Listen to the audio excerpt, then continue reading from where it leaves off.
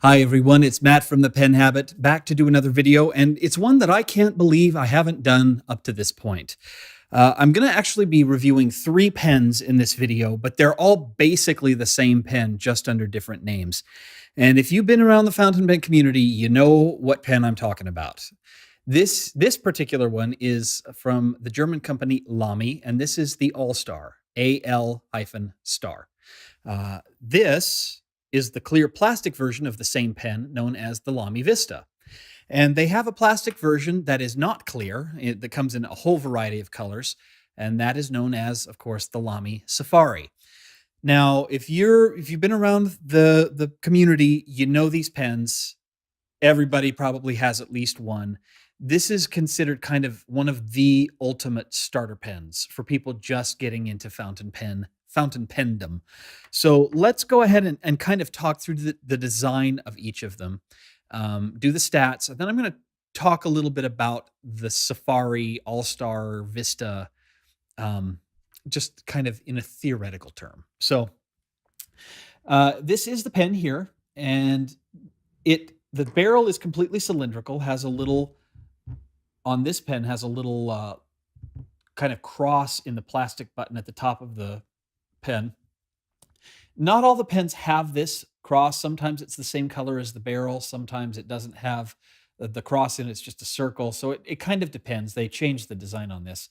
The clip is this kind of horseshoe, elongated horseshoe shape. And on this pen, on the All-Star, it's actually not, it doesn't feel very secure. It feels cheap, and you can see it when I push here, it kind of comes out there. So it doesn't feel particularly secure. It's never come off. I don't think there's anything wrong with it. It just doesn't feel secure. In terms of the bottom of the pen, and I don't know how well you'll be able to see this, it's basically cylindrical. I'm going to turn up the light on this side just a touch. And over here. Basically cylindrical, except they flattened two sides of the cylinder a little bit. They have engraved the name Lamy right here. I don't know how well you can see that in this light. So yeah, they've engraved it there. And then there's a little cutout in the barrel here, and it's actually cut out. It's not clear acrylic or anything like that, so you can't use this as an eyedropper, but ink window to see how the cartridges are doing. The section is rounded on the bottom and then has kind of two flattened sections here. Now, this pen basically forces a tripod grip. It's really hard to use this pen unless you have just kind of a basic tripod grip. So be aware that if you're an overhand writer, or you hold it with your pen, you do anything funky with your grip, this pen may not fit you well.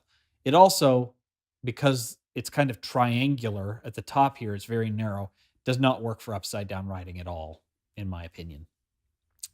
The nibs on these Lamys are actually quite interesting. They are, rather than sliding in and being held in by friction inside the section, they slide on and are held on by friction onto the feed itself. So you can just slide them right off and swap them out as you see fit. And they come in a whole variety of different sizes.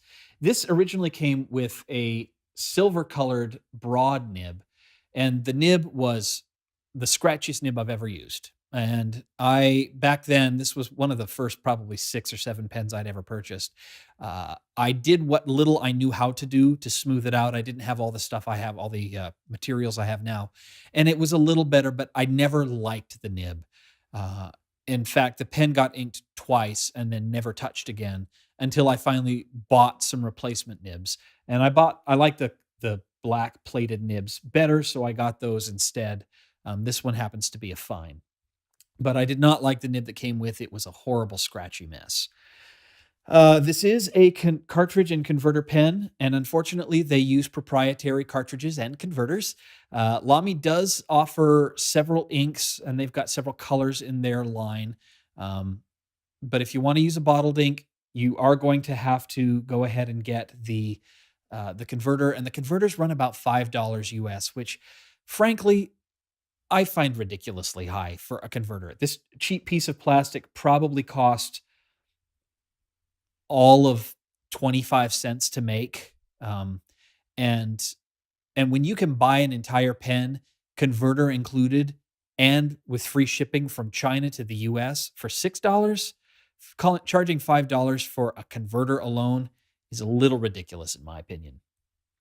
It would have been better if they just used standard international, but we all know how I feel about that. So that is the pen. I'll do a quick show you some of the quick differences here with the Vista. The Vista is basically, as I mentioned, the same pen. Instead of doing an engraved Lamy, they've embossed it here with this kind of silver overlay. And you can see the inner cap in this metallic color here. The clip on this one feels quite a bit more solid than the clip does on the All-Star. But then again, this pen is much newer to me. I haven't used it anywhere near as much as I've used the All-Star, so that might have something to do with it. And the section, rather than being a kind of a smoky plastic, is a clear plastic, so you can see the feed and the ink within. One other quick thing I'll point out is that the converter has these two, and I don't know if you can see this very well, has these two little nubs right here on the side, which slot into slots in the section and help seat it a little bit more securely. It's a nice feature, but again, it's one of those proprietary features that kind of make it a pain in the rear end. All right, so the Lamys are kind of, I'm going to put this honestly in the way I look at it. I don't like these pens very much. I don't like the way they look. I don't like the way they feel in my hand. There are people out there who adore their Lamys, just absolutely positively adore them and collect every color that comes out. And they come out in a lot of colors. These pens to me are kind of like the Beanie Babies of the pen collecting world.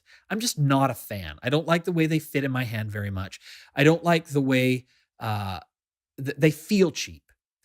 And I'll talk about some of the additional reasons why I don't like them when I when I do the writing sample here in just a second. To me, these pens are very middle of the road. There's nothing exciting about the design. They are kind of a modern design, which is nice, but I tend to like a little bit classier design. They don't feel particularly well made. They don't feel particularly solid, but they don't feel particularly poorly made either. They're just kind of there. This Vista is actually my take it with me grocery shopping pen. The one where if I drop it and roll over it with the shopping cart, I don't really care. They're not terribly expensive, and they write fairly well. But frankly, I think you're going to get a better pen if you go get a Jinhao X450 or X750 than you will spending the money on a Lamy, and you're going to save a whole bunch of money. So let me go ahead and do a writing sample here, and then I'll talk a little bit more about some of the reasons why this pen may or may not be the right fit for you, and we'll wrap up. So here we go with the writing sample. Okay, so I'm going to use the Vista on this writing sample. My experience has been the writing is very similar on every pen. So whether I use the Vista, the All-Star, or the Safari, it doesn't really matter. I should also note that I have owned a Safari in the past. It was a lime green color. I actually gave that away at Christmas time to a niece who loves that color and gave her a matching journal to go along with it. That's also that kind of lime green color. So I no longer have a Safari, and I'm not planning on replacing it. Since the All-Star and the Vista are essentially the same pen, yeah, that's the way it is. So let's go ahead and dive in and do a bit of writing here. So this is the Lamy Vista, and I am using a medium steel nib. The ink is Pelican. Edelstein, Topaz, and as is always the case, we're on a Rhodia dot pad. Okay, now in terms of actual writing, I'm not feeling particularly original today, so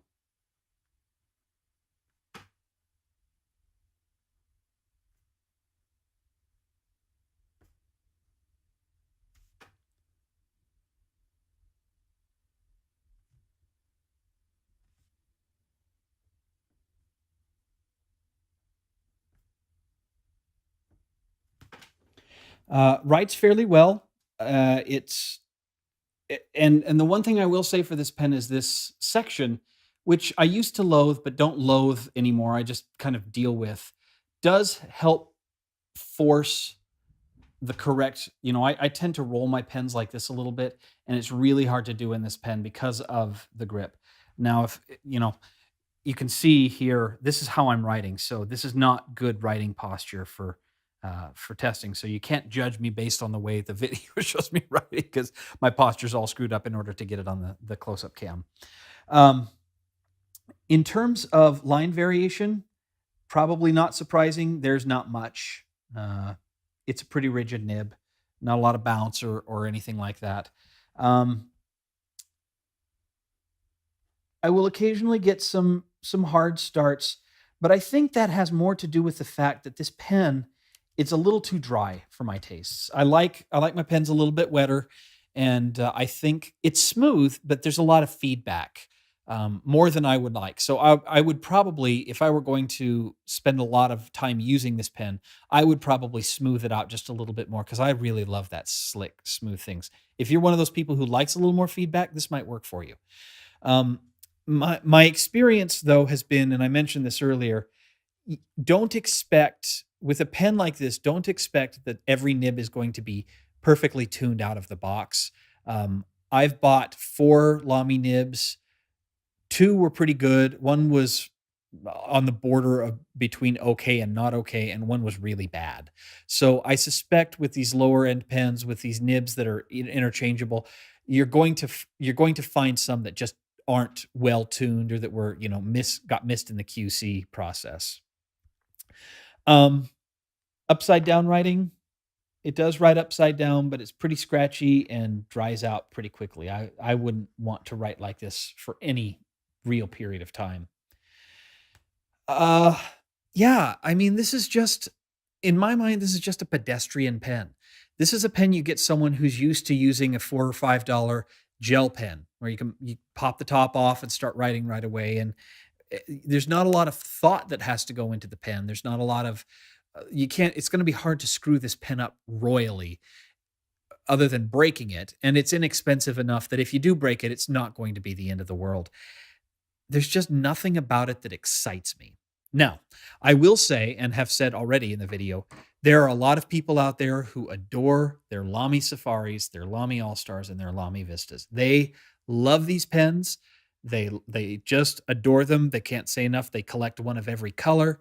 Um, and and that's great. Don't get me wrong. The whole point of these reviews is not to tell you what's good and bad, but to tell you why I like or don't like a pen and let you determine whether or not the reasons that I don't like it would be the same reasons you wouldn't like it, or vice versa. The reasons I like it are the reasons you would like it. So in this particular case, these pens just don't do it for me. But there are a lot of people out there who love them. So, take that with a grain of salt. I got no problem being, being an outlier on the pack on this one. So, one really quick thing I forgot to do earlier. The weight on these pens is 10 grams without, 10 gram and 20 grams with the cap. And that's the same on both of these pens, although that's not quite an apples to apples comparison because this one doesn't have ink in it and this one does. And in terms of length, capped, we are looking at a length of 140 millimeters, or excuse me, 138 millimeters. Uncapped, we are looking at 130, it looks like. And posted, we are at 168, actually. You can post the cap. It does tend to feel, well, actually, it's not too bad. It's pretty well balanced. It's not bottom heavy. It's not top heavy, but it could be a little top heavy. I like my section to be just a little bit heavier on this one. So that's going to do it for the Lamy Vista, the Lamy Safari, and the Lamy All-Star. I'm sure I'm going to get a lot of comments on this video, so let them rip, but keep them civil down in the comments below. Head over to penhabit.com, Twitter, Facebook, and Google+. I'm on all of those places. Or you can reach out to me at penhabit@gmail.com. Thank you again for watching, and we will see you here on the next video we do on the Pen Habit. Thanks for watching. Bye.